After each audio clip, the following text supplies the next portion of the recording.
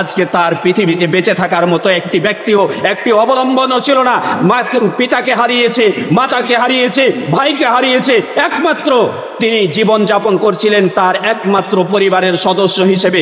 তাকেও আজকে নির্দয় নির্মমভাবে পিটিয়ে হত্যা করা হলো। কি অপরাধ ছিল এই ব্যক্তিটির? কেনই বা এই হত্যা করা হলো?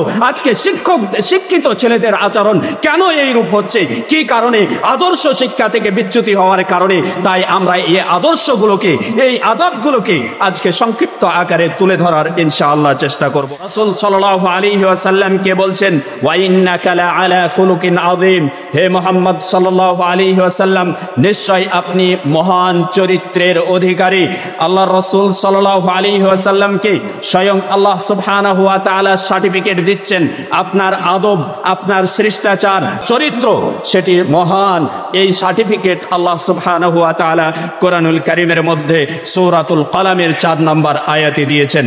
সুতরাং রাসূল সাল্লাল্লাহু আলাইহি ওয়াসাল্লামের আদব কি ছিল, রাসূল সাল্লাল্লাহু আলাইহি ওয়াসাল্লামের কি শিষ্টাচার ছিল, সেই শিষ্টাচারগুলো নিয়ে আমরা সংক্ষিপ্ত বিবরণ তুলে ধরার চেষ্টা করব ইনশাআল্লাহ।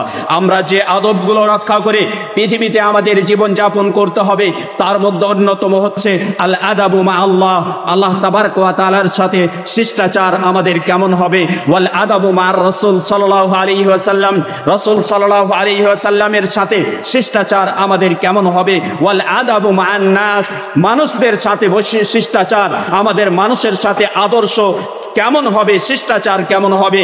অনুরূপভাবে আল আদাবু মাল মুআল্লিমিন ওয়াল আসাতিদা, শিক্ষকদের সাথে আমাদের শিষ্টাচার কেমন হবে।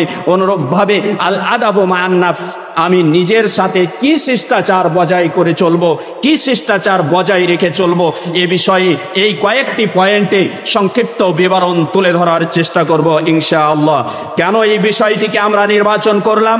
দেখুন, বর্তমান সময়ে শিষ্টাচারের অভাবের কারণে আজকে আমরা সমাজে দেখতে পাচ্ছি, সমাজে আমাদের দৃষ্টি নিবন্ধন করলে দেখা যায় আজকে শিক্ষিত সমাজগুলোকে, আজকে যারা শ্রদ্ধার পাত্র, তাদের সাথে আমাদের যে বিহেভিয়ারটা হচ্ছে, আমাদের সাথে যে আচরণটা হচ্ছে, আমাদের সাথে যে আদবটা হচ্ছে, তা অত্যন্ত নিকৃষ্ট, তা অত্যন্ত জঘন্যতম, যা পশু পাখির আচরণকেও হার মানাচ্ছে। যেই শিক্ষকদের ওয়াসিলায় আজকে আমরা বড় একটি আসন পাচ্ছি, যেই শিক্ষকদের ওয়াসিলায় আজকে আমরা আল্লাহ তাবারক ওয়া তাআলাকে চিনতে পারছি, যেই শিক্ষকদের ওয়াসিলায় আমরা রাসূল সাল্লাল্লাহু আলাইহি ওয়াসাল্লামের আদর্শগুলোকে চিনতে পারছি, রাসূল সাল্লাল্লাহু আলাইহি ওয়াসাল্লামের আদর্শগুলোকে আমাদের জীবনে মান্য করে চলার সুযোগ পেয়েছি, সেই শিক্ষকদের সাথে আমাদের আচরণটা কেমন হচ্ছে বর্তমান সময়ে। অনুরূপভাবে আজকে সাধারণ আওয়ামদের সাথে, সাধারণ জনতার সাথে আমাদের আচরণটা কেমন হচ্ছে একটু দৃষ্টি নিক্ষেপ করলেই আমরা দেখতে পাবো।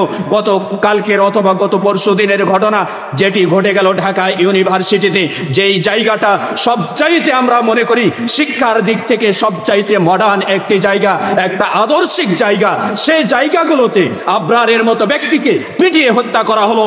কি কারণটাই আমরা জানছি না, যে একটি নাফসের কতটা আল্লাহ তাবারক ওয়া তাআলা মূল্য দিয়েছেন, কতটা সেফটি দিয়েছে, এই সেফটির কথা আমরা জানছি না, কতটা মূল্যায়ন তার করেছেন আল্লাহ সুবহানাহু ওয়া তাআলা।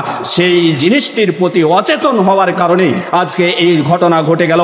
তেমনি ভাবে গতকালকের যে ঘটনাটি ঘটে গেল, আজকে মিডিয়ার পাতা যেটি নিয়ে তোলপাড় চলছে, মিডিয়ার সোশ্যাল মিডিয়া থেকে শুরু করে মিডিয়ার পাতা যেটাকে নিয়ে তোলপাড় চলছে, আজকে সেই মানুষ কি বলে মানসিক সমস্যায় রোগী, তাকে নিয়ে যে ঘটনাটি ঘটে গেল, আজকে তার পৃথিবীতে বেঁচে থাকার মতো একটি ব্যক্তিও, একটি অবলম্বনও ছিল না।